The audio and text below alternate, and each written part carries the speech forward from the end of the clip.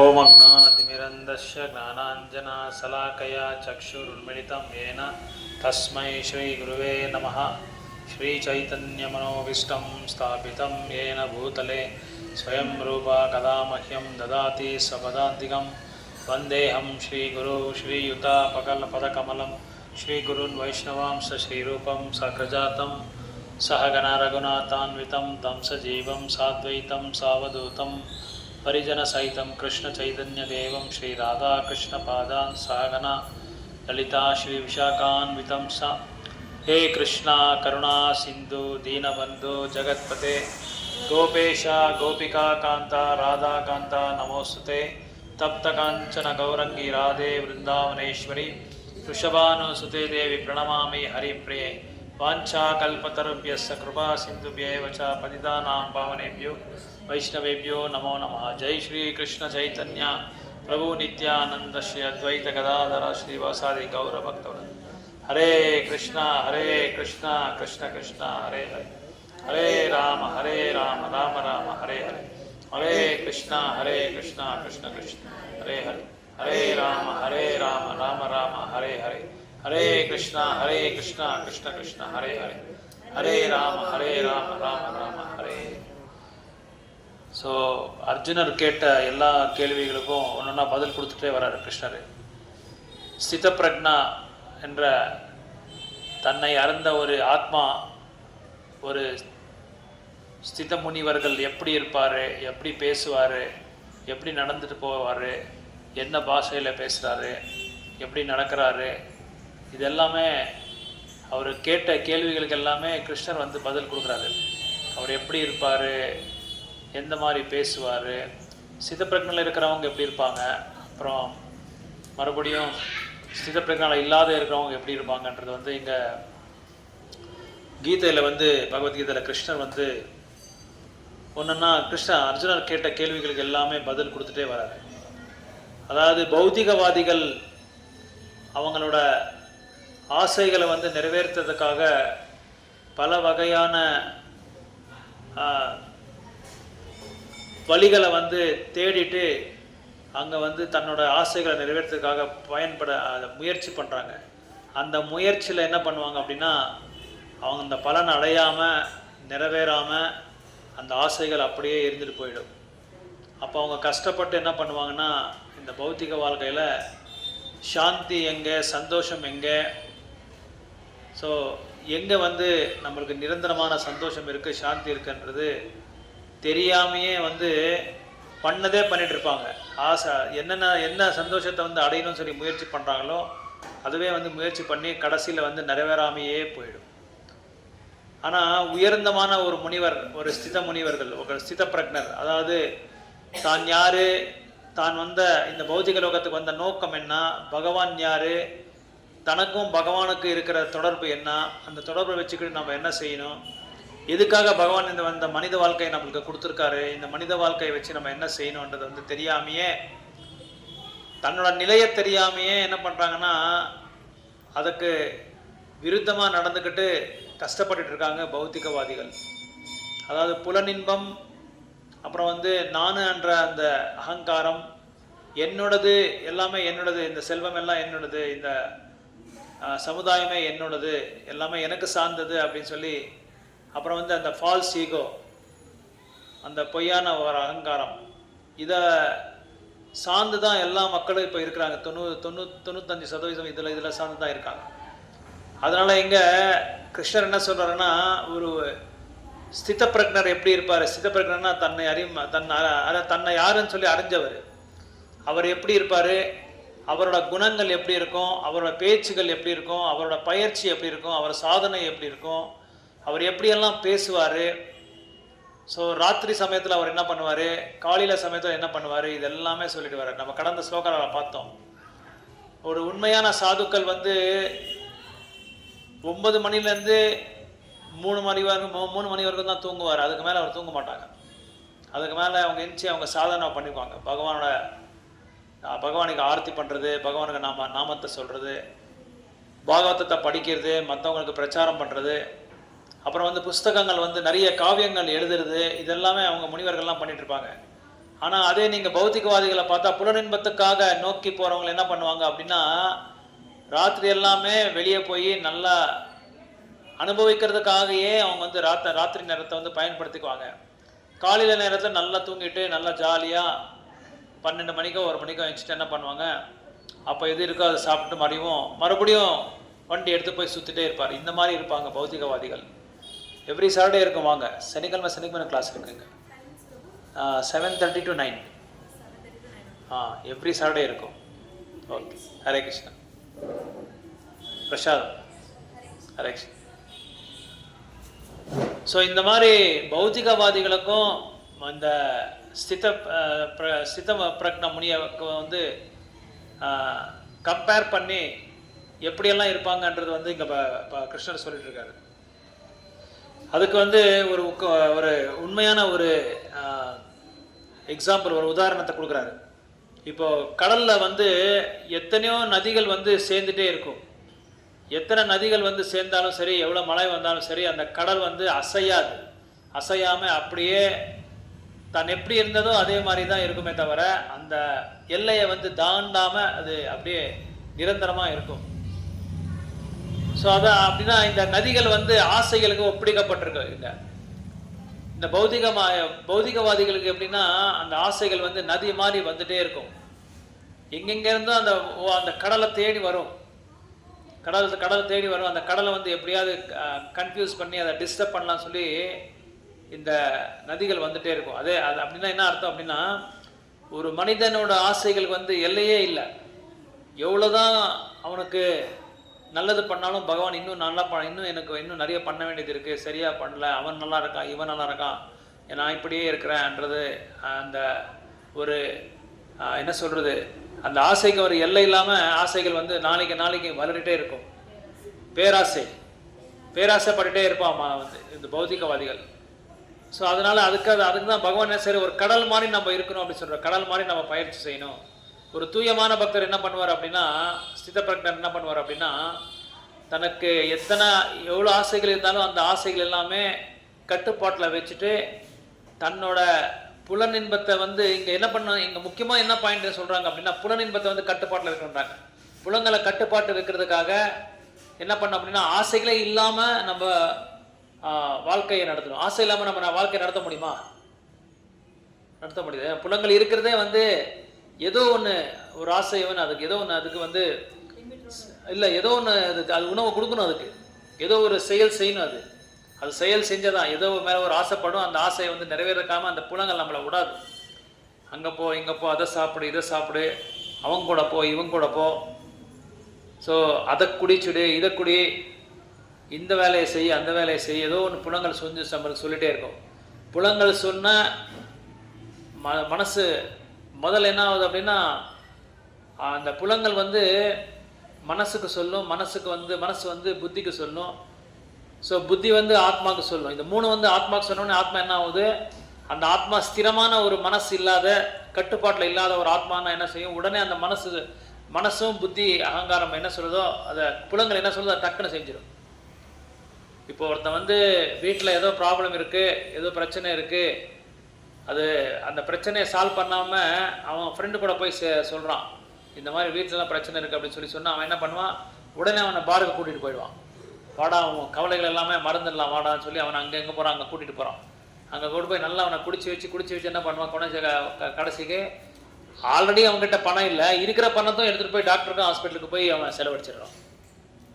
அந்த ஆசைகள் வந்து இல்லாமல் நம்ம இருக்கக்கூடாது, இல்லாமல் நம்ம முடியாது. ஆசைகள் இல்லாமல் எந்த மனிதனும் வாழ முடியாது. அந்த ஆசைகளை என்ன பண்ணணும் அப்படின்னா, பகவானோட சேவைக்காக நம்ம ஈடுபடுத்தணும். எப்போ நம்ம பகவானோட சேவைக்காக நம்ம ஈடுபடுத்தமோ அப்போ என்ன ஆகுது, அந்த ஆசைகளை வந்து தானாக கட்டுப்பாட்டில் வைக்கலாம்.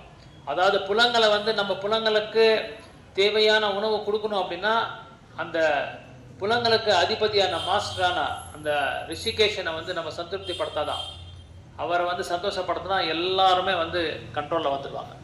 எல்லா புலங்களும் கண்ட்ரோலில் வந்துடுது. அதனால் புலங்களை வந்து நம்ம வந்து கண்ட்ரோலில் பண்ண முடியாது, கண்ட்ரோல் பண்ண முடியாது, கட்டுப்பாட்டில் வைக்க முடியாது.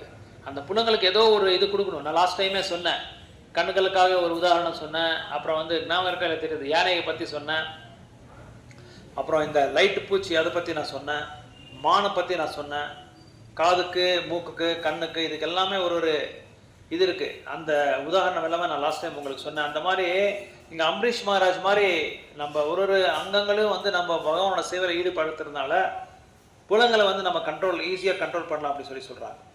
As long as one has a material body, the demands of the body sense gratification will continue. So இந்த உடல் இருக்கிற வரைக்கும் புலங்கள் என்ன செய்யும், ஒன்றொன்னா கேட்டுகிட்டே இருக்கும். அது கொடு, இதை கொடு. நான் லாஸ்ட் டைமே சொன்னேன், சைக்கிள் இருந்தால் பைக்கை கேட்பாங்க, பைக் இருந்தால் காரை கேட்பாங்க, கார் இருந்தால் வீடு கேட்பாங்க, வீடு இருந்தால் பங்களாவை கேட்பாங்க, பங்களா இருந்தால் இன்னொன்று கேட்பாங்க, இன்னொரு 2-3 பங்களா வாங்கலாம், அந்த ஊரில் வாங்கலாம், இந்த ஊரில் வாங்கலாம். இந்த மாதிரி புலங்களுக்கு வந்து ஒரு எல்லையே இல்லை, எல்லாமே கேட்டுட்டு போயிட்டே இருக்கும். இந்த தேகம், இந்த உடல் இருக்கிற வரைக்கும், as long as one has a material, இந்த பௌதிகமான உடல் இருக்கிற வரைக்கும் நம்ம வந்து என்ன ஆகுது அப்படின்னா டிமாண்ட் பண்ணிகிட்டே இருக்கும் புலங்கள். அது கேட்குறதெல்லாம் நம்ம கொடுத்துட்டே இருக்கணும். அதை வந்து ஒரு முற்றுப்புள்ளி வைக்கணும் அப்படின்னா நம்மளோட எண்ணங்களையும் நம்மளோட உணர்வையும் வந்து ஃபிக்ஸ் பண்ணிக்கணும். பகவானோட சேவையில் நம்ம ஃபிக்ஸ் பண்ணணும். இப்போ நிறைய பேர் பக்தர்கள் வந்து கோயிலுக்கு வராங்க, எல்லாம் பரிக்கிரமம் பண்ணுறாங்க, பிரதட்சணை பண்ணுறாங்க, விளக்கேற்றுறாங்க, பகவானுக்கு பூ எடுத்து போய் கொடுக்குறாங்க, எல்லாமே பண்ணுறாங்க. ஆனால் உண்மையான சேவை என்னமோ அது பண்ணுறதுனா வெளியே போனால் என்ன பண்ணுறாங்க, என்ன பண்ணுறாங்களோ அதுக்கு எல்லாமே விருத்தமாக தான் நடந்துக்கிறாங்க. ஒரு ஆளை பார்த்தேன், ரெகுலராக இங்கே வராரு. அவர் முந்தானத்து போய் ஒரு 4-5 நாள் போய் பார்த்தா அங்கே தம் அடிச்சுட்டு இருக்காரு. டெய்லி வந்து சுற்றுறாரு, டெய்லி வந்து ஏதோ சொல்லிட்டு போகிறாரு நாமத்தை. அங்கே போய் பார்த்தா தேவையில்லாத வேலையெல்லாம் செய்கிறாரு. என்ன பிரயோஜனம் இருக்குது? ஓட்டப்பானைக்கு தண்ணி சேர்த்துன மாதிரி என்னதான் நம்ம பக்தி சேவை செஞ்சுட்டு இருந்தாலும் அதை வந்து தக்க வச்சுக்கணும். அதை தக்க வச்சுக்கிறதுக்கு என்ன பண்ணணும், புலங்களை வந்து கண்ட்ரோல் பண்ணணும். புலங்களை கண்ட்ரோல் பண்ணாமல் இருந்தால் அது தீயான வெளியில் வந்து அதை கூட்டிகிட்டு நம்மளுக்கு அதை நோக்கி போயிட்டே இருக்கும் நம்மளை. So Krishna conscious man is not in need of any. ஏன்னா கிருஷ்ண உணர்வில் இருக்கிறதுனால நம்மளுக்கு எந்த விதமான ஆசைகள் இல்லை, எந்த விதமான தேவைகள் இல்லை. என்ன தேவைகள் இருக்கோ அது பகவான் நம்மளுக்கு கொடுத்துட்றாரு. அதனால் எதுக்காகவே நம்ம வந்து ஏங்க அவசியமே இல்லை. ஸோ கிருஷ்ண உணர்வில் இருக்கிற ஒரு நபர் வந்து கடல் மாதிரி அவனுக்கு ஃபுல் ஆகிட்டு இருக்கு, சந்தோஷமாக சாந்தியாக திருப்தி அடைஞ்சிருக்கு. இப்போது நிறைய நம்ம சாப்பிட்ருப்போம். வேற ஒரு ஃப்ரெண்டு பார்ப்பாரு, பார்த்த உடனே வீட்டுக்கு கூப்பிட்டு வாப்பா, ரொம்ப நாள் ஆச்சு நீ வந்து வீட்டுக்கு வா, வீட்டில் உட்காரலாம் பேசலான்னு சொல்லி அவனுக்கு நீ சாப்பிடுவானா, அவன் என்ன சாப்பிடுவானா? ஏன்னா ஃபுல்லாக நிறைஞ்சிட்ருக்கு, வயிறு ஃபுல்லாக நிறைஞ்சிட்ருக்கு. அதனால் அவன் சாப்பிட மாட்டான். வயிறு பசி இருக்கிறவன் என்ன பண்ணுவான், எவ்வளோ கொடுத்தாலும் சாப்பிடுவான். ஆனால் இவனுக்கு சந்தோஷமாக சாந்தியாக எல்லாமே இருக்குது. இவன் சந்தோஷத்தை தேட அவசியம் இல்லை. ஏன்னா அவன் சந்தோஷம் சாந்தி எல்லாமே பகவானோட சேவையில் இருக்குது, கிருஷ்ண உணர்வில் இருக்குது. கிருஷ்ண உணர்வு பண்ணுறதுனால அவனுக்கு சந்தோஷமாக இருக்கான். அவனுக்கு யாரை எங்கே கூப்பிட்டாலும் அவன் போக மாட்டான், எங்கே போனாலும் வரமாட்டான். அதனால தான் பிரபுபாதர் என்ன பண்ணார் அப்படின்னா, அந்த காலேஜ் எஜுகேஷன்லாம் முடித்த பிறகு ஃப்ரெண்ட்ஸ் எல்லாம் கூப்பிடுறாங்க, போகலாம் வாங்க, ஜாலியாக போகலாம், ஹிமாலயாஸ் போகலாம், அங்கே போகலாம், இங்கே போகலாம், சிம்லாக்கு போகலாம். ஆனால் பிரபுபாதர் என்ன கிருஷ்ண உணர்வில் இருக்கிறதுனால நான் எங்கேயும் வரமாட்டேன், நான் ஜெகநாத்புரிக்கு போகிறேன்னு சொல்லி நேராக ஜெகநாத்புரிக்கு போகிறார். ஏன்னா அவருக்கு அந்த கிருஷ்ண பக்தி அவங்க அப்பா கிட்ட அவங்க வந்து அந்த கல்வியை வந்து பயிற்சி பண்ணதுனால அவருக்கு எந்த விதமான ஆசையே இல்லை. அதை அனுபவிக்கணும், இதை அனுபவிக்கணும், பெண்கள் கூட போகணும், அந்த பொண்ணு கூட போகணும், இந்த பொண்ணு கூட போகணும், அவன் நல்லா இருக்கா, இவன் நல்லா இருக்கா, அந்த பார்க்கு போகலாம், இந்த ஹோட்டலுக்கு போகலாம், அந்த ரெஸ்டாரண்ட் போகலாம். ஹோட்டலுக்கே இப்போ வந்து பல கிலோமீட்டர் தூரமாக இருந்தால் கூட வண்டி எடுத்துகிட்டு போகிறாங்க. அது சாப்பிட்றதுக்காக, நாக்க ருச்சிக்காக, அந்த புலங்களை வந்து திருப்திப்படுத்துறதுக்காக எவ்வளோ தூரமானாலும் போகிறாங்க, எங்கே வேணாலும் போகிறாங்க. பெங்களூருக்கெல்லாம் போகிறாங்க, சில பேர் பாம்பேக்கெல்லாம் போகிறாங்க. இந்த மாதிரியெல்லாம் இருக்குது. அப்புறம் வந்து என்ன இது வாட்டர் ஃபால்ஸ் பார்க்குறதுக்கு, அப்புறம் ஃபிலிம் ஆக்டர்ஸ் யாராவது ஷூட்டிங் வந்து அவங்கள பார்க்குறதுக்கு போகிறாங்க. அதுக்கப்புறம் என்ன கிரிக்கெட் ஸ்போர்ட்ஸ்க்காக அதுக்காக போகிறாங்க. அதுக்கப்புறம் வந்து கேம்பிளிங் பண்ணுறதுக்காக போகிறாங்க. இதெல்லாமே புலனின்பத்துக்கு சார்ந்தது தான் எல்லாமே. இது காரணமே அதுக்கு இந்த மாதிரி ஒரு தேவையில்லாத விஷயத்துக்கெல்லாம் நம்ம போகிறோம் அப்படின்னா நம்மளுக்கு இன்னும் திருப்தி அடையலை. ஸோ திருப்தி எங்கே இருக்குன்னு சொல்லி தேடிட்டு போகிறாங்க. ஆனால் திருப்தி இங்கேயே இருக்குது, இதை விட்டு வந்து தேடிட்டு போகிறாங்க. So that is the proof of Krishna conscious. இங்கே சொல்கிறாங்க, அதான் என்ன சொல்கிறாங்கன்னா, therefore he is like the ocean always full in himself. அதனால் நம்மளுக்கு கிருஷ்ண உணர்வு வந்து நிறைஞ்சிருக்கிறதுனால, சந்தோஷமாக இருக்கிறதுனால நம்மளுக்கு எதுவுமே தேவையில்லை. நமக்கு எது கேட்டாலும் நமக்கு தேவையில்லை. அது வேணுமா இது வேணுமா சொல்ல. இப்போது ஒரு சேட்டு வருவான், வாப்பா உனக்கு தங்கத்தை ஃப்ரீயாக கொடுக்குறேன், ஒரு மோதிரம் கொடுக்குறேன். நம்ம என்ன செய்கிறோம், எனக்கு வேண்டாப்பா சாமி, இந்த மோதிரம் இங்கே வச்சுக்கோ, என்கிட்ட தங்கம் இங்கே இருக்குது, தங்கத்தோட அந்த மலையே இங்கே இருக்குது, எனக்கு என்னதுக்கு உங்கள் தங்கம்னு சொல்லுவோம். இது இன்னும் கொஞ்சம் பின்னாடி இது பின்னாடி. ஸோ அந்த மாதிரி இங்கே சொல்கிறாங்க பிரபுபாதர், இவர் வந்து கிருஷ்ண உணர்வுல இருக்காருன்றதுக்கு என்ன ப்ரூஃப் அப்படின்னா இங்க பிரபுபா சொல்றாரு, one who has lost all inclination for material sense gratification. பௌத்திகமான ஆசைகளை வந்து அது மேலே எதில் ஒரு ஒரு கிஞ்சித்து கூட அவனுக்கு ஆர்வம் இல்லாதவன் வந்தால் இவன் கிருஷ்ண கான்சியஸில் இருக்கான்னு சொல்லி நம்ம சொல்ல முடியும். But he remains satisfied in the transcendental loving service of God. அவனுக்கு என்ன வேணும்? கிருஷ்ணனில் இருக்கிறவனுக்கு எந்த விதமான பௌத்திகமான ஆசைகள் இல்லை. அவன் எந்நேரமும் சேவையில் தான் இருப்பான். அவன் வேலையை பார்ப்பான், ஃபேமிலியை மெயின்டைன் பண்ணுவான், அப்புறம் வந்து சாதனை பண்ணுவான், கோயிலுக்கு போவான், கோயிலில் சேவை செய்வான், சத்சங்கத்துக்கு வருவான், சத்சங்கத்தில் கேட்குறான். அவனுக்கு என்ன அது அவனுக்கு என்ன வந்து புரியுதோ அதை வந்து அவன் ஃபாலோ பண்ணிகிட்டே போயிட்டே இருப்பான். அதனால் அவன் அந்த மாதிரி ஆட்கள் நம்ம பார்த்த உடனே இவன் கிருஷ்ண பக்தர்கள் இருக்கிறான்றது நம்ம ஈஸியாக நம்ம சொல்லிடலாம். அதனால் சில பக்தர்கள் எல்லாமே நீங்கள் பார்க்கலாம், அவர் பக்தியில் இருக்கிறாரான்றதே தெரியுறதில்ல, ஆனால் பார்த்தா ஆழமாக நல்ல பக்தி செஞ்ச பக்தி தோட்டத்தை பண்ணிகிட்டே இருப்பாங்க. So others however who fulfill desires even up to the limit of liberation, what to speak of material success, never attain peace. So the fruity workers, the salvationists and also yogis who are the mystic powers are all unhappy because of unfulfilled desires. இங்கே யோகிகள் பற்றி சொல்கிறார் பிரபுபாதர். யோகிகள் வந்து அப்படியே இங்கே தியானம் பண்ணிகிட்டே இருப்பார். தியானம் பண்ணிவிட்டு அவர் பகவானை வந்து அடையணும் அப்படின்னு, பகவானை பிரேமை அடையணுன்ற ஒரு ஆசை இல்லை அவங்களுக்கு, சித்திகளை வந்து அடையணும் அப்படின்னு சொல்லி. நான் வந்து ஒல்லியாக ஆகணும், நான் சின்னதாக ஆகணும், நான் கடல் மேலே நடக்கணும், நான் ஒரு மந்திரத்தை போட்டால் எல்லாமே எனக்கு தேவைப்பட்டது எல்லாமே வந்துடும். இதை பற்றி தான் அவங்க வந்து அதுக்கு அதை அடையிறதுக்காக தான் இவங்க எல்லாமே இது யோகா பயிற்சி பண்ணுறாங்க. ஸோ அந்த மாதிரி அவங்களுக்கு பகவானோட பிரேமையை அடையிறது ரொம்ப கஷ்டம் அப்படின்னு சொல்லி சொல்கிறாங்க. So but the person in Krishna consciousness is happy in the service of the Lord and has no desires to be fulfilled. சும்மா விட்டுரு மக்கனா, எப்படி வா விட்டுரு. ஏன் இதெல்லாம் பகவத்கீதா கேட்டு இறம்பு போய் நெருப்புல வைக்கிறியா? அப்படி பண்ணக்கூடாது. அது நம்ம மாதிரி ஒரு ஜீவி. இப்படி வந்துடு, இங்கே வந்துடுமா, போதும், இங்கே வந்துடு, இங்கே பக்கம். ஸோ அதனால் 71 ஸ்லோக்கில் என்ன சொல்கிறாங்கன்னா, a person was given up all desires for sense gratification who lives free from desires, who has given up sense proprietorship. So எப்படி நம்ம வந்து சாந்தி அடையலாம்? சாந்தி அடையிறதுக்கு என்னன்னு சொல்லி கிருஷ்ணர் சொல்கிறார். எப்படி நம்ம சாந்தி அடையலாம்? புலனின்பத்துலேருந்து நம்ம தூரமாக இருக்கணும். அப்புறம் எந்த ஆசைகளும் நம்ம வாழ்க்கையில் என்னென்ன ஆசைகள் வந்து அந்த ஆசையிலேருந்து நம்ம தூரமாக இருக்கணும். அப்புறம் நான் வந்து எல்லாத்துக்குமே ஓனரு, நான் தான் பாஸு, நான் தான் நாயகன், நான் தான் தலைமை, நான் தான் தலைவர், அதுலேருந்து தூரம் இருக்கிறோம். அந்த மாதிரி ஒரு இதை வந்து அந்த மாதிரி பொசசிவ்னஸ் அப்படின்னு சொல்கிறாங்க இங்கிலீஷில். எல்லாத்தையும் நான் அடையணும், நான் தான் ஓனரு, எல்லாத்துக்குமே நான் தான் ஓனருன்ற அந்த ஒரு உணர்வை வந்து நம்ம வந்து விட்டு வெளியே வரணும். அப்புறம் வந்து ஃபால்ஸ் ஈகோக்கு என்ன சொல்கிறாங்க? அது ஃபால்ஸ் ஈகோக்கு 71 போயா இல்லை, அது இன்னொரு வேர்டு பாருங்க, அதெல்லாம் 71 டிரான்ஸ்லேஷன்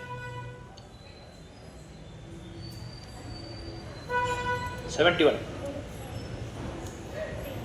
1 2 3 4 சொல்றாங்க சாந்தி அடையணும் அப்படின்னு.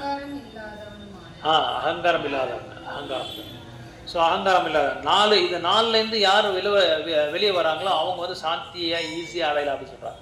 நிறைய பேர் கேட்குறாங்களே, எங்கே சாந்தின்னு கேட்குறாங்க இல்லையா? அவங்களுக்கு இந்த பதில் கொடுக்கலாம். பகவத்கீதை பதில் கொடுக்குது. சாந்தி உங்களுக்கு வேணுமா? புலனின்பத்தை வெளியே வந்துடு. அப்புறம் ஆசைகள்லேருந்து வெளியே வா. அதுக்கப்புறம் நான் ஓனரு, நான் தான் பாஸு, நான் தான் தலைவன், அதுலேருந்து நீ வெளியே வா. அதுக்கப்புறம் அகங்காரம், பொய் அகங்காரம், அதுலேருந்து நீ வெளியே வா. இது 4லேருந்து நீ வெளியே வந்தால் நீ யார்? உனக்கு ஈஸியாக சாந்தி அடையலாம் அப்படின்னு சொல்லி சொல்கிறாங்க. To become desireless means not to desire anything for sense gratification. In other words, desire for becoming Krishna conscious is actually desirelessness.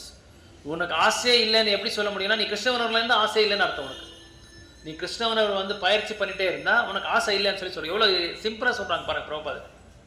அந்த லைன் ரொம்ப நல்லா இருக்கு பாருங்க. First line, to become desirous. உனக்கு ஆசை இல்லை, எனக்கு ஆசையே இல்லைப்பா அப்படின்னு சொல்லி ஒருத்தர் எப்போ சொல்லலாம் அப்படின்னா, கிருஷ்ண உணர்வில் எப்போ அவங்க இருக்காங்களோ அவங்களுக்கு அப்போ ஆசை இல்லைன்னு அர்த்தம். ஏன்னா கிருஷ்ண உணர்வில் அவனுக்கு என்ன வேணும்? அவனுக்கு எதுவும் தேவையில்லை, அவனுக்கு எல்லாமே பகவான் தான். அதனால் அவனுக்கு எதுவுமே தேவையில்லை. சந்த துக்காராமன் சொல்லி மகாராஷ்டிராவில் ஒரு பெரிய தூயமான பக்தர். அந்த இவர் பலதேவ் வித்யாபூஷன் கேள்விப்பட்டிருப்பீங்க. பலதேவ் வித்யாபூஷன் வந்து ஒரு பெரிய ஆச்சாரியர் நம்ம கௌடிய சம்பிரதாயத்தில். அவர் என்ன பண்ணுறாருன்னா, நிறைய ஜெகநாதரை பற்றி புஸ்தகங்கள் எழுதுறது, கோவிந்த பாஷ்யம் சொல்லி ஒரு பெரிய புஸ்தகம் எழுதிருக்காரு. அவர் ஒரு தடவை என்ன பண்ணுறாரு, அவர் நல்லா பாடிட்டு இருக்கும்போது அந்த அரசபையில் அரசர் வந்து அவங்களுக்கு அழிச்சின்னு வர்றாரு. போய் அவங்கள கூட்டிகிட்டு அவர் நல்லா பாடுவார் அப்படின்னு சொல்லி. சரி, அவரை போய் அழைச்சிட்டு வந்து உட்கார வச்சுட்டு அவர் நல்லா பாடிட்டு இருக்காரு, பகவானை பற்றி நல்லா புகழ்ந்து பாடிட்டு இருக்காரு. இந்த புகழ்ந்து பாட பாட பாட அரசனுக்கு ரொம்ப திருப்தி ஆயிடுச்சு, ரொம்ப சந்தோஷமாயிடுச்சு. அந்த காலத்துலலாம் அரசர்லாம் எப்படி இருப்பாங்க அப்படின்னா, இந்த மாதிரி அரசியல்வாதி மாதிரி கிடையாது. யார் பக்தராக இருப்பாங்களோ அவங்கள கூப்பிட்டு அவங்க பற்றி கேட்பாங்க, ராமாயணை பற்றி கேட்பாங்க, பாகவதத்தை பற்றி கேட்பாங்க, பகவதை பற்றி கேட்பாங்க. குலசேகர ஆழ்வாருக்கு அதே தான் வேலை.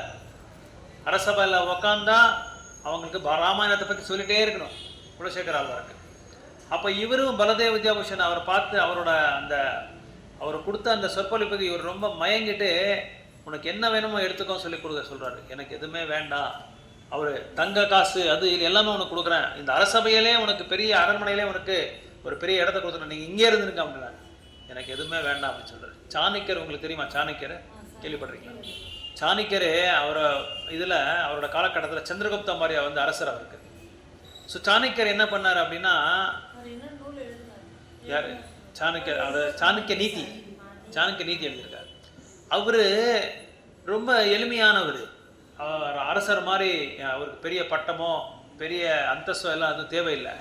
அவர் என்ன பண்ணார், ஒரு நாள் ஒரு அரண்மனைக்கு ஆப்போசிட்டாக குடிசலில் உட்காந்து பாகவதத்தை எழுதிட்டு இருக்காரு. சும்மா இருந்தா ஒரு நிமிஷம், நிறைய டிஸ்டர்ப் பண்ணுற நீ என்ன, உனக்கு என்ன வேணும், இங்கே உட்காரு, நீ விட்டுரு ஸ்டாப் பண்ணு, டச் பண்ணாது, இங்கே உட்காரு நீ. அப்போ அந்த அரண்மனைக்கு ஆப்போசிட் அவர் உட்காந்துட்டு இப்போ எழுதிட்டு இருக்கும்போது சந்திரகுப்த மௌரியா வராரு, அவர் தேடிட்டு, சுவாமி என்ன பண்ணுறீங்க நீங்கள் இங்கே, ஏன் இந்த மாதிரி சின்ன குடிசலில் நீங்கள் இருக்கீங்க, வாங்க நான் உங்களுக்கு ஒரு பெரிய அரண்மனையில் ஒரு பெரிய அறை கொடுக்குறேன், அந்த அறையிலேருந்து நீங்கள் நல்லா ஜாலியாக உட்காந்து நீங்கள் பக்தி சேவை பண்ணுங்க அப்படின்னு சொன்னாங்க. அந்த மாதிரி பக்தி சேவை எனக்கு தேவையில்லை, நான் இங்கே இருந்துக்கிறேன், என்னை தயவு செய்து என்ன கூப்பிடாதீங்க அப்படின்னு சொல்லி அவர் அனுப்பிச்சிடுறாரு.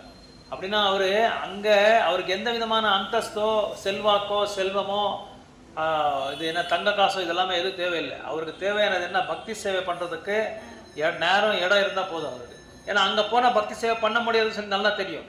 ஏன்னா அங்கே புலனின்பத்துக்கு நிறைய வாய்ப்புகள் நிறைய இருக்குது. தேவர்களே சொல்கிறாங்க, பிரம்மா சொல்கிறாங்க, தேவர்கள்லாம் கூப்பிட்டு சொல்கிறாங்க, பாருங்கள் நீங்கள் நல்லா பகவானோட பக்தி சேவை செய்யணும்னா மனித வாழ்க்கையோட பிறவை நீங்கள் எடுக்கணும். அப்படி எடுத்தால் தான், ஏன்னா அங்கே மனித வாழ்க்கையில் வந்து சந்தோஷமாக இந்த மாதிரி ஜாலியாக என்ன இது குடிச்சிட்டு பானியங்களெல்லாம் குடிச்சிட்டு டான்ஸ் எல்லாம் பார்த்துட்டு அங்கே யார் இருப்பாங்க, சொர்க்கலோகத்தில் ரம்பா, ஊர்வசி, மேனகா, ரதி எல்லாருமே இருப்பாங்க. அது டெய்லி டான்ஸ் இருக்கும். டெய்லி அவங்க கந்தர்வர்கள் நல்லா பாடுவாங்க, இவங்க டான்ஸ் ஆடுவாங்க. இதை பார்த்துட்டு ஆஹா ஓஹோன்னு சொல்லி என்ன பண்ணுவாங்க, பகவானே மறந்துடுவாங்க. அதனால தான் நீங்கள் மனித வாழ்க்கையை எடுத்தால் நீங்கள் அங்கே நிறைய கஷ்டங்கள் இருக்கும். அந்த கஷ்டங்களை நம்ம என்ன அதை ஃபேஸ் பண்ணுற முடியாமையே நம்ம பகவான்கிட்ட வந்து சேர்ந்துடும். அதனால தான் கஷ்டங்கள் இருக்கணும். கஷ்டங்கள் இருந்தால் தான் நம்ம பகவான்கிட்ட போக முடியும், இல்லை போக முடியாது.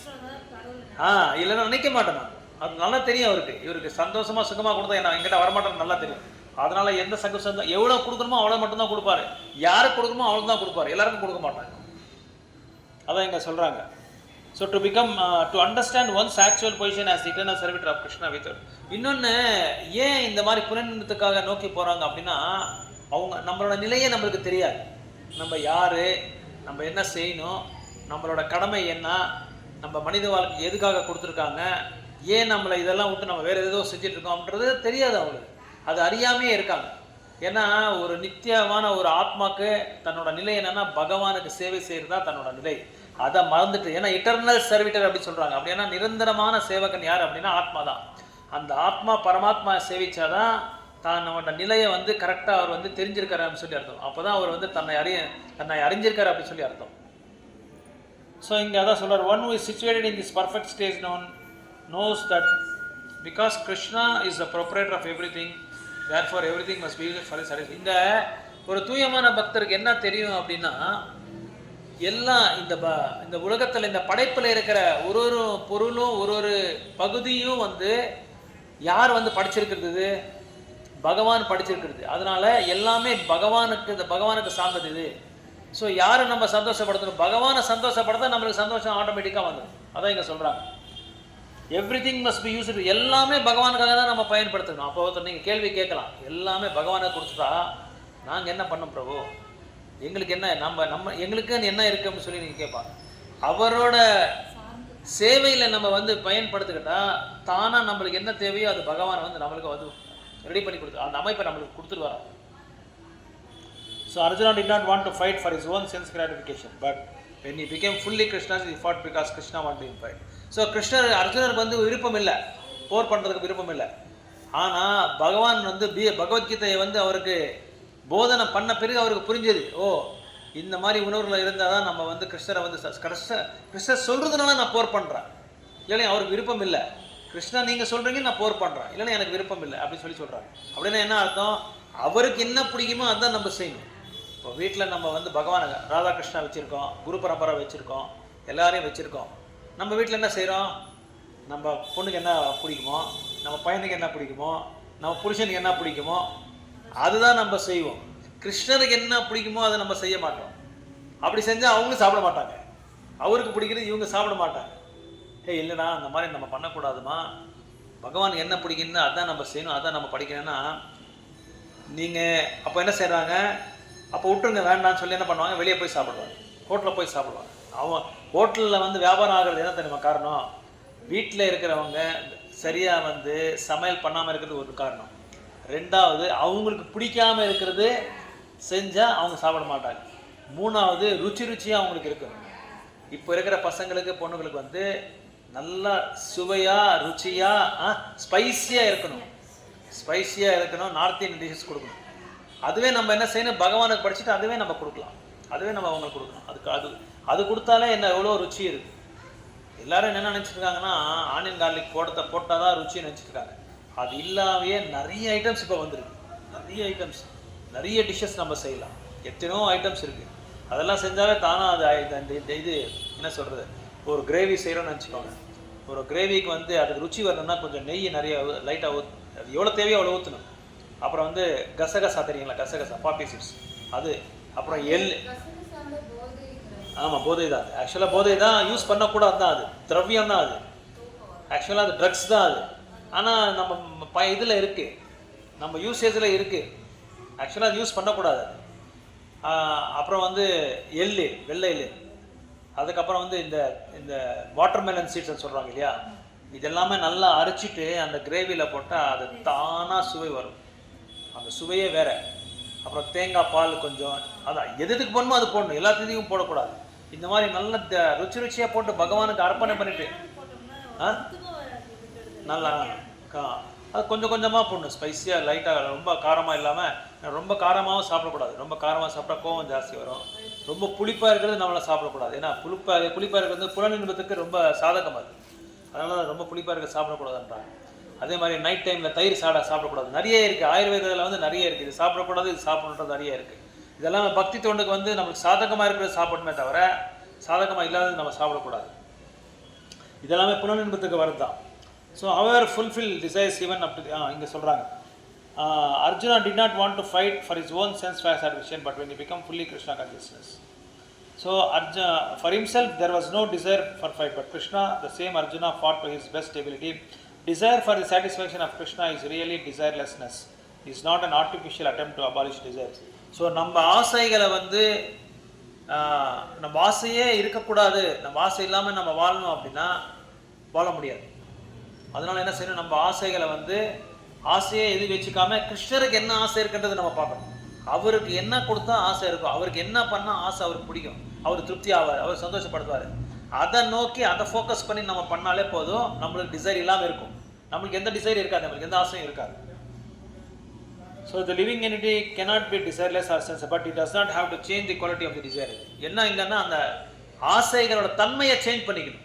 எந்த ஆசையை நம்ம வச்சுக்கிட்டு எந்த ஒரு பொருளையும் எந்த ஒரு இது பகுதியும் வந்து பகவானுக்காக நம்ம வந்து அதை வந்து டவுட்டைல் பண்ணுறோமோ, அதை வந்து பகவானுக்காக பகவானை வந்து திருப்திப்படுத்துறதுக்காக நம்ம பண்ணும்போது அந்த ஆசை இல்லாமல் நம்மளுக்கு அது வந்து கரெக்டாக என்ன வேணுமோ அதை மட்டும். ஏன்னா பக்தர்களுக்கு எந்த விதமான ஒரு ஆசை இருக்காது, அவங்களுக்கு அந்த ஆசையே தேவையில்லை. அவங்களுக்கு எப்பவும் பகவானோட சேவை இருக்கிறதுனால அவங்களுக்கு ஆசையே தேவையில்லை. ஸோ கடைசி ஸ்லோகால் என்ன சொல்கிறாங்க அப்படின்னா, பகவானோட ராஜ்யத்துக்கு போகணும் அப்படின்னா this is the way of spiritual and godly life, இதுதான் உண்மையான ஒரு வழி அப்படின்னு சொல்கிறாங்க. After attaining which a man is not bewildered, being so situated even at the hour of death. So இங்கே சொல்கிறார் பிரபுபாதர், ஒரு நிமிஷத்தில் போயிடலாம் பகவான் கிட்டன்றாங்க. அதே மாதிரி சில பேருக்கு ஒரு செகண்ட்லையும் போயிடுவாங்க. சில பேர் பல பிறவிகளான கூட போக மாட்டாங்க. ஒரு செகண்ட்ல போன யாராவது இருக்காங்களா? ஒரே செகண்ட்ல இருக்காங்க. பிரபுபாதா எங்கே சொல்றாரு, காட்வாங்க மகாராஜான்னு சொல்லி ஒருத்தர் இருந்தார். தேவர்கள் எல்லாமே அவங்க கிட்ட போய் வேண்டிக்கிட்டாங்க. அவர் ஒரு அரசர், காட்வாங்க மகாராஜ். காட்வாங்க மகாராஜ், அந்த காட்வாங்க மகாராஜ் வந்து பெரிய வீரர். அவர்கிட்ட போய் வேண்டுதல் வைக்கிறார். இந்த மாதிரி அரசர்களோட இது தொல்லை எங்களால் தாங்க முடியல, எங்களை வந்து ரொம்ப பலசாலியாக இருக்காங்க, நீங்கள் தயவுசெய்து வந்து எங்கள் சார்பாக நீங்கள் போர் பண்ணணும் அப்படின்னு சொல்லி அவர் தேவர்கள் சார்பாக போர் பண்ணி இருக்கிற இவங்களை எல்லாமே வதம் பண்ணிட்டாங்க.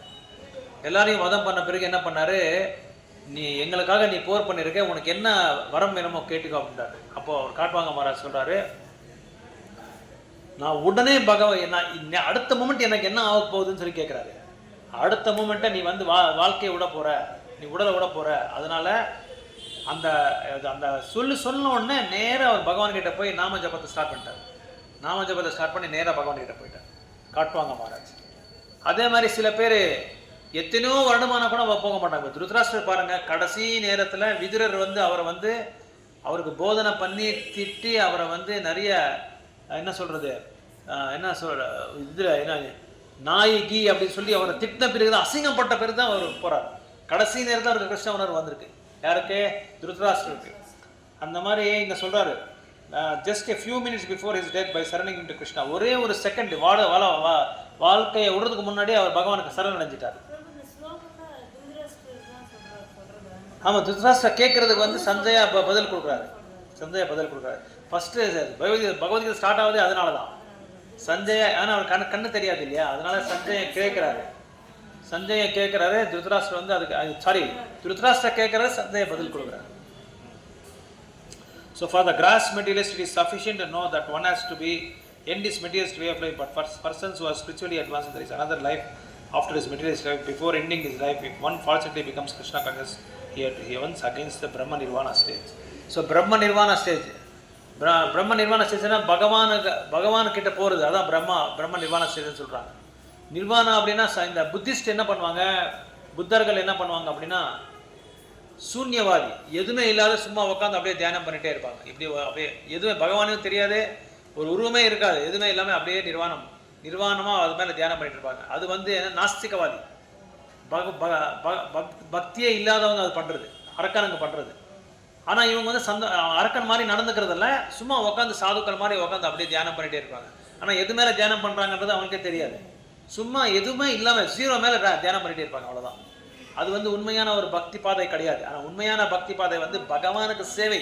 அதான் பிரபுபாத் என்ன எக்ஸ்பிளைன் பண்ணுறாரு, பக்தி மீன்ஸ் டிவோஷனல் சர்வீஸ்ன்றாரு. பக்தி அப்படின்னா சேவை பண்ணுறது தான் பக்தி அப்படின்னு சொல்லி சொல்கிறார். So if one fortunately becomes Krishna conscious, he at once attains the Brahma Nirvana. அதாவது உண்மையான கிருஷ்ண உணர்வுல யார் இருக்காங்களோ அவங்க வந்து பிரம்மாவை அடையலாம் அப்படின்னு சொல்கிறாங்க. பகவானுக்கு இன்னொரு பேர் என்னன்னா பிரம்மான்னு சொல்லி பேர் பகவானுக்கே. ஸோ அந்த பிரம்மாவோட நிலையில வந்து அவங்க அடையலாம் அப்படின்னு சொல்லி சொல்கிறாங்க. கிருஷ்ண உணர்வுல இருந்தால், கிருஷ்ண உணர்வுல இருக்கணும்னு நம்ம என்ன செய்யணும், இப்போ கலியுகத்தில் பகவானை நாமத்தை ஸ்டாண்ட் பண்ணணும். மினிமம் 16 ரவுண்டு ஸ்டாண்டிங் செய்யணும். மினிமம் ஒரு 2 மணி நேரம் நம்ம வந்து பகவானை நாமத்தை சொல்லணும். பக்தர் கூட சாங்கித்யம் எடுத்துக்கணும். அப்புறம் வீட்டில் வந்து பகவானுக்கு ஆராதனை செய்யணும், விக்கிரக ஆராதனை செய்யணும். அவரை மையமாக வச்சுக்கிட்டு நம்ம எந்த சேவை செஞ்சாலும் கிருஷ்ண உணர்வு தான். எந்த சேவையும் செய்யலாம்னா அவரை மையமாக வச்சுக்கிட்டு நம்ம செய்யணும்.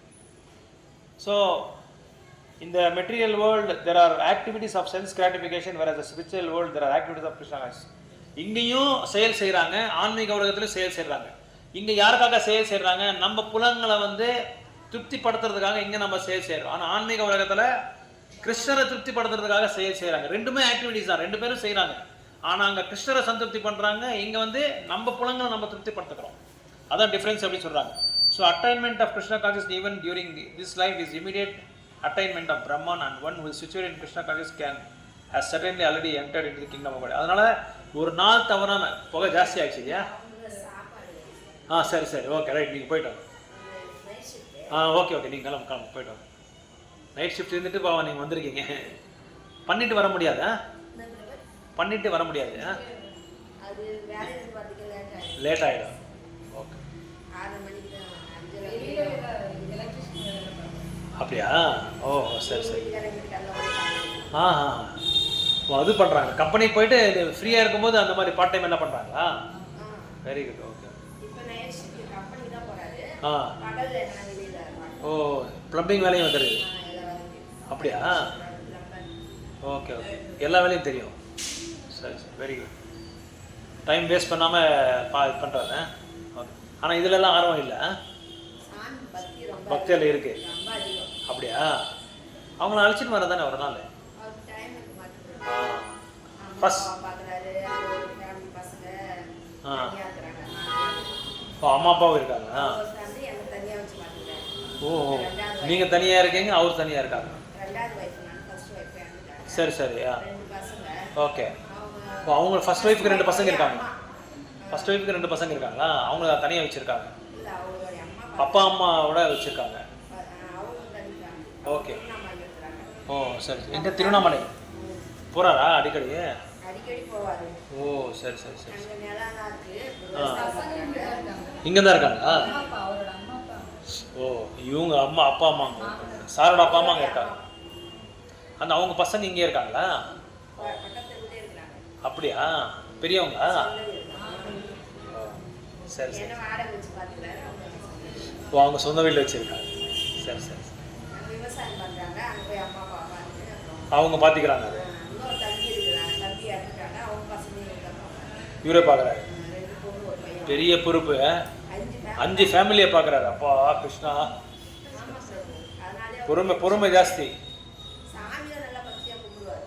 கொஞ்சம் ஜபம் பண்ண சொல்லுங்க. அவங்கள நல்லா ஜபம் பண்ண சொல்லுங்க. சரி ஓகே. ஹரே கிருஷ்ணா. ஸோ பக்தின டாக்கர் மகாராஜ் அதாவது சொல்கிற 2வது அத்தியாயத்தில் இருக்கிறது என்ன சொல்கிறாங்கன்னா, பகவத்கீதை வந்து நம்ம கரெக்டாக கடைப்பிடிச்சா ஞான யோகா பக்தி யோகா விட்டு பக்தி யோகா கர்மயோகா ஞான யோகா விட்டு நம்ம பக்தி யோகாவை கடைப்பிடிச்சாலே போதும், சரியான ஒரு வழியில் போய் நம்ம வந்து பகவானை அடைஞ்சிடலாம் அப்படின்னு சொல்கிறாங்க. இது கொடுத்துட்டாங்களா லக்ஷ்மி உங்களுக்கு? எனக்கு நீங்கள் சொல்லணும். நான் இப்போ கேட்கலான்னு சொல்லி பார்த்தேன். ஆனால் உங்களை கேட்டுட்டு தான் கேட்டிருப்பேன். அப்படியா?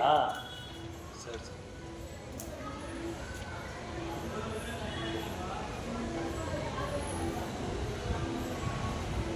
ஓகே நம்ம ஜெபம் பண்ணலாம். வேறு ஏதாவது கேள்விகள் இருந்தால் கேட்கலாம். 2வது அத்தியாயம் முடியுது. முக்கியமாக 2வது அத்தியாயத்தில் என்ன சொல்கிறாங்கன்னா, புலனின்பத்தை கட்டுப்பாட்டில் இருக்கணும். அதுக்கப்புறம் ஆசைகள் எதுவும் வச்சுக்கக்கூடாது. அப்படி ஆசையை வந்து பகவானுக்கு என்ன ஆசையோ அந்த ஆசையை வந்து நம்ம நிறைவேற்றுறதுனால நமக்கு ஆசை இல்லாமல் நம்ம வந்து வாழலாம் அப்படின்னு சொல்கிறாங்க. அப்படின்னா ஆசையை வச்சுக்கக்கூடாதுன்னா வச்சுக்கலாம். ஆசை எந்த ஆசை வச்சுக்கிட்டாமோ அவரை வந்து மையமாக வச்சுக்கிட்டு நம்ம இது பண்ணணும் அப்படின்னு சொல்கிறாங்க. அப்புறம் என்னோடது எந்த அப்படி சொல்லி அந்த இது வரக்கூடாது, அந்த உணர்வு வரக்கூடாது அப்படின்னு சொல்கிறாங்க. அப்புறம் பொய் அகங்காரம் இருக்கக்கூடாது. நான் வந்து தமிழியன், நான் வந்து பெரிய ஆடிட்ரு, பெரிய டாக்டரு, பெரிய அரசியல்வாதி, பெரிய ஜமீன்தாரி, நான் தான் இந்த கோயிலை கட்டினேன், அந்த மாதிரி அந்த அகங்காரம் இருக்கக்கூடாது. இதெல்லாம் இருக்கிறவங்க வந்து கண்டிப்பாக பகவான்கிட்ட போக முடியாது அப்படின்னு சொல்கிறாங்க. ஓகே ஹரே கிருஷ்ணா.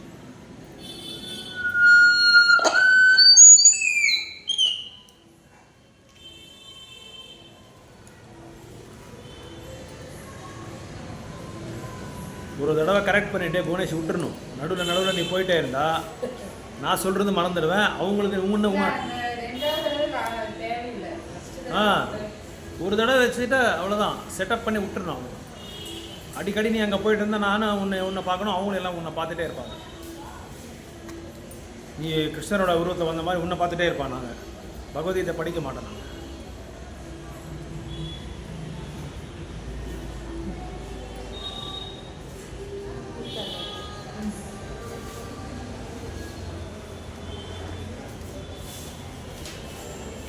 ஒரு இவர் யசோதா மாதாஜி வீட்டு பக்கத்தில் புதுசாக வரல பாபா வரவே இல்லைல்ல? அவர் வந்தால் தான் வருவாரா?